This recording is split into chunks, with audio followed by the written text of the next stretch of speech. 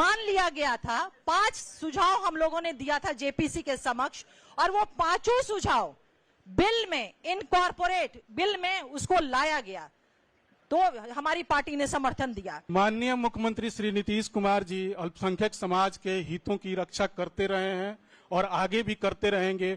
कोई बात हो जाएगी इधर उधर की, उससे कोई फर्क नहीं पड़ता है।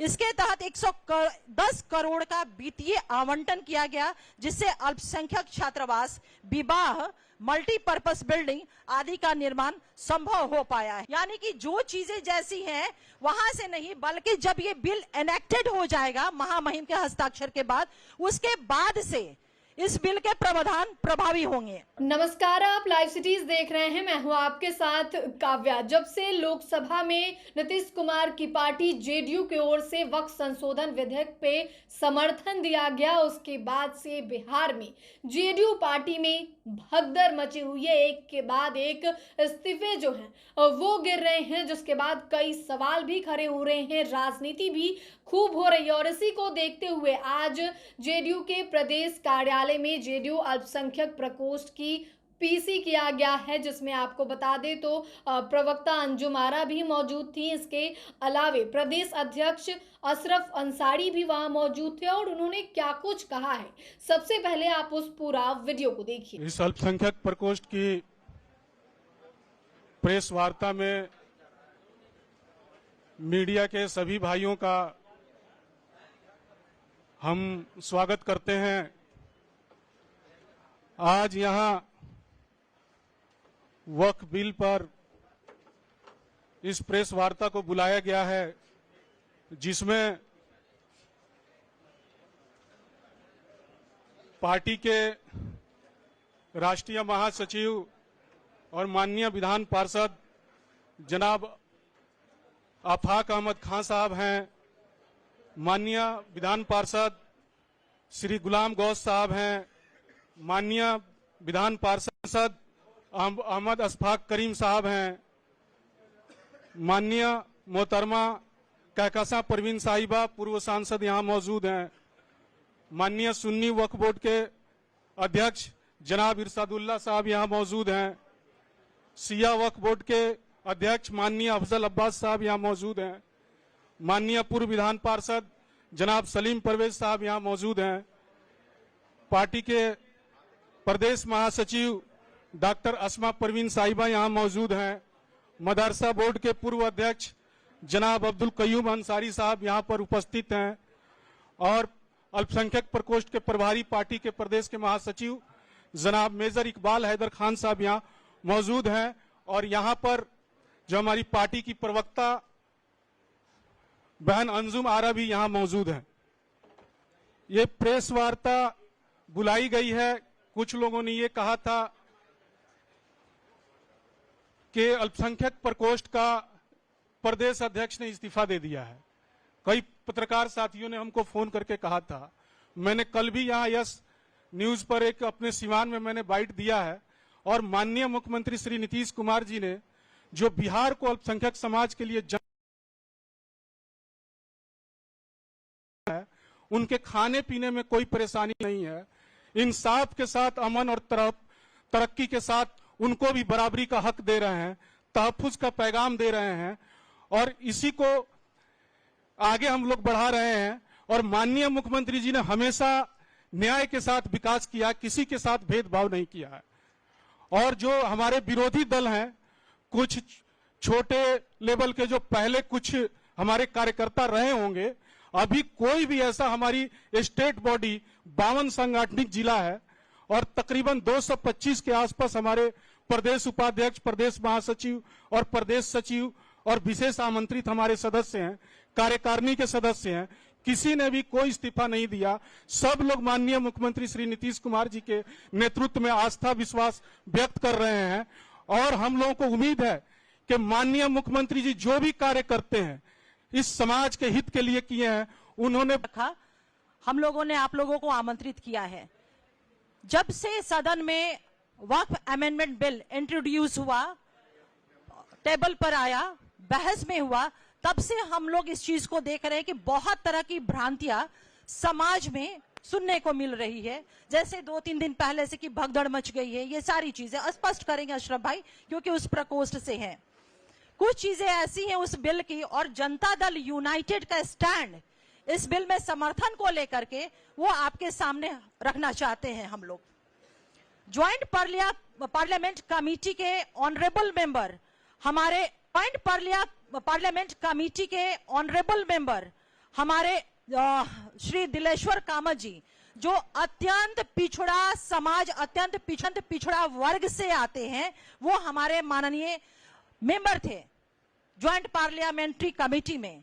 और जनता दल यूनाइटेड का जो कंसर्न हम लोगों ने आदरणीय दिलेश्वर कामत जी के माध्यम से, जो पार्टी का कंसर्न था, जो हमने सुझाव दिया था, उस सुझाव को अक्षरशः पालन किया गया है। और हमारा जो कंसर्न था जेपीसी के समक्ष जो रखा था हम लोगों ने, वो था कि जो सामाजिक संगठनों के बड़े नेता थे, उन लोगों ने अपनी आशंकाएं, अपनी चिंताएं हमारे माननीय मुख्यमंत्री आदरणीय श्री नीतीश कुमार जी के समक्ष रखा था। और उन्हीं आशंकाओं और चिंताओं को हम लोगों ने जेपीसी के समक्ष सजेशन था, सजेशन भी कह सकते हैं और शर्त भी कह सकते हैं, अगर इसको दूसरे वे में कहें। हमारे सारे सजेशन को मान लिया गया था। 5 सुझाव हम लोगों ने दिया था जेपीसी के समक्ष, और वो 5 सुझाव बिल में इनकॉर्पोरेट, बिल में उसको लाया गया, तो हमारी पार्टी ने समर्थन दिया। पहला जो हमारा सुझाव था, जमीन राज्य का मामला है, लैंड स्टेट मैटर है, और इसलिए कानून में भी ये प्राथमिकता बरकरार रहेगी। अब सोचिए कि जिस राज्य का, जिस प्रांत का, जिस बिहार के माननीय मुख्यमंत्री श्री नीतीश कुमार जी मुख्यमंत्री हैं, वहां पर जमीन को लेकर के जिस तरह से बातें उड़ाई जा रही है, कही जा रही है, भ्रम पैदा किया जा रहा है, कहीं कोई इस तरह की बातें हो सकती है क्या? माननीय मुख्यमंत्री नीतीश कुमार जी के रहते हुए अल्पसंख्यक, वंचित, शोषित, ये तमाम तबकों के हितों की रक्षा पे कोई उंगली भी रख सकता है क्या? जिसका निगाहबान, जिसकी रक्षा सुरक्षा माननीय मुख्यमंत्री नीतीश कुमार जी स्वयं कर रहे हैं। दूसरा हमारा सजेशन था कि यह कानून पूर्व प्रभावी नहीं हो, यानी कि रेट्रोस्पेक्टिव वे में ना होकर के प्रोस्पेक्टिव वे में ये प्रभावी होगा, यानी कि जो चीजें जैसी हैं वहां से नहीं, बल्कि जब ये बिल एनेक्टेड हो जाएगा महामहिम के हस्ताक्षर के बाद, उसके बाद से इस बिल के प्रावधान प्रभावी होंगे। तीसरा सुझाव हमारा जो था सजेशन, वह कि अगर वक्फ की कोई संपत्ति रजिस्टर अगर नहीं है, लेकिन उस पर अगर कोई धार्मिक भवन जैसे कि मस्जिद हो गया, दरगाह हो गया, ईदगाह है, कब्रिस्तान है, जिसे आप लोग सुनते होंगे कि लोग जो चिंताएं व्यक्त कर रहे हैं, भ्रम फैला रहे हैं कि सब जो है वो बर्बाद कर ली जाएगी, हमारा सब खत्म हो जाएगा। लेकिन इस बिल के माध्यम से जो हमने सुझाव दिया है, इनकॉर्पोरेट हुआ है, ये माननीय मुख्यमंत्री नीतीश कुमार जी की गारंटी के समाज को ये मिला है कि उनके ये भवन जो है कहीं से भी इनके साथ छेड़छाड़ या किसी भी तरह का उसके साथ नहीं किया जाएगा। चौथा हमारा सजेशन रहा है, जो इनकॉर्पोरेट हुआ है, जिसको माना गया है, वक्फ संपत्ति से जुड़े विवादों के निराकरण के लिए जिलाधिकारी से ऊपर के अधिकारी को अधिकृत किया जाए। इसको भी शामिल कर लिया गया है इस बिल में, जो हमने सुझाव दिया था। 5वां हमारा सुझाव और अंतिम सुझाव, कह रहे कि पोर्टल पे रजिस्ट्रेशन की हम बात कर रहे हैं, तो उसके लिए 6 महीने का जो समय बिल में था, हम लोगों ने इस चीज को सुझाव दिया था कि इस समय सीमा को बढ़ाई जाए, और हमारे इस सुझाव को मान लिया गया। ये हमारे 5 महत्वपूर्ण सुझाव थे जिसकी मैंने आपके समक्ष चर्चा की है। इनको जब बिल में इंट्रोड्यूस कर लिया गया, इनको बिल में इनकॉर्पोरेट किया गया, तब जाकर के हमारी पार्टी जनता दल यूनाइटेड ने बिल का समर्थन किया है। दूसरी बात मैं कहना चाहती हूं आप लोगों से कि हैरानी होती है विपक्ष की बातों को सुन करके, हैरानी होती है कि इस विषय पे विपक्ष जिस तरह से बातों को कह रहा है, यह राष्ट्रीय जनता दल कह रहे हैं कि हम सुप्रीम कोर्ट, माननीय सर्वोच्च न्यायालय जाएंगे। अरे भाई, आप लोगों को मैं बता दूं कि यह राष्ट्रीय जनता दल जो कहीं ना कहीं पुनः जो इनका कैरेक्टर रहा है तुष्टीकरण की, वो पुनः चाहते हैं इस चीज को, क्योंकि राष्ट्रीय जनता दल ने जेपीसी के समक्ष अपने किसी तरह का सुझाव दिया ही नहीं बिल के मद्देनजर। ये सबसे बड़ी बात है। वक्फ संशोधन बिल आने के बहुत पहले माननीय मुख्यमंत्री श्री नीतीश कुमार जी ने वक्फ की चिंता की और बिहार में वक्फ विकास बोर्ड की स्थापना की। इसके तहत 110 करोड़ का वित्तीय आवंटन किया गया, जिससे अल्पसंख्यक छात्रावास, विवाह, मल्टीपर्पस बिल्डिंग आदि का निर्माण संभव हो पाया है। तो आप समझ सकते हैं कि माननीय मुख्यमंत्री नीतीश कुमार जी ने अल्पसंख्यकों के हितों की रक्षा, उनके अधिकारों की रक्षा, इन तमाम चीजों को बहुत ही ये उनका ट्रैक रिकॉर्ड भी रहा है। तो मैं आप लोगों के माध्यम से अपने आवाम की लोगों को यह बिल्कुल मजबूती के साथ और पूरे मैं जवाबदेही के साथ यह विश्वास दिलाती हूं कि माननीय मुख्यमंत्री नीतीश कुमार जी के रहते हुए अक़लियत के हितों से उनकी रक्षा, उनकी सुरक्षा, उनके अधिकारों के साथ कोई भी छेड़छाड़ नहीं कर सकता है। अगर कोई ऐसा दुस्साहस भी करने की कोशिश करेगा तो जनता दल यूनाइटेड उनके उस दुस्साहस में कील ठोक देगा। मैं अब आगे इन बातों को रखने के लिए जनाब अशरफ अंसारी साहब से गुजारिश करूंगी कि वो अपनी बातों को रखें। माननीय मुख्यमंत्री श्री नीतीश कुमार जी अल्पसंख्यक समाज के हितों की रक्षा करते रहे हैं और आगे भी करते रहेंगे। कोई बात हो जाएगी इधर उधर की, उससे कोई फर्क नहीं पड़ता है।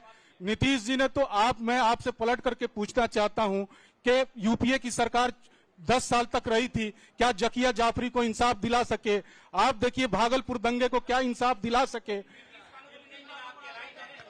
अरे आप माननीय मुख्यमंत्री श्री नीतीश कुमार जी ने हुनर योजना चलाई, उन्होंने सारा बीपीएससी के माध्यम से आपको डीएसपी बना रहे हैं, आप सारा कुछ बना रहे हैं, सब अल्पसंख्यकों को सारा कल्याण का काम कर रहे हैं। बस धन्यवाद, थैंक यू। तो आपने वीडियो में सुना है कि किस तरीके से नेताओं का कहना है कि जब तक मुख्यमंत्री नीतीश कुमार हैं, अल्पसंख्यकों की हितों की रक्षा वो करते रहेंगे और उनके हितों की रक्षा के खिलाफ कोई खिलवाड़ नहीं कर सकता है। दरअसल आपको बता दें तो इस प्रेस कॉन्फ्रेंस में जो है कई लोग जो थे वो शामिल थे। पीसी में एमएलसी गुलाम गौस और पूर्व सांसद अहमद अशफाक करीम जैसे नेता भी मौजूद रहे। और इसमें आपको बता दें कि जेडीयू के प्रकोष्ठ के प्रदेश अध्यक्ष अशरफ अंसारी और प्रवक्ता अंजुम आरा भी मौजूद थे। और इसमें कहा गया है कि मुख्यमंत्री नीतीश कुमार ने मुस्लिम समाज के उत्थान के लिए बड़े पैमाने पर काम किया है।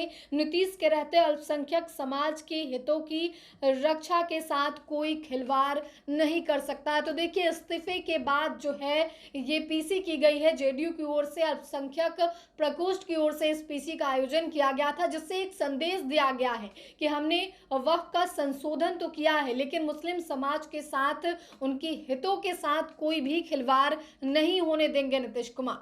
तो फिलहाल के लिए इतना ही। साथ ही चैनल को सब्सक्राइब करें, फेसबुक पेज को लाइक करें। वीडियो देखने के लिए आपका धन्यवाद।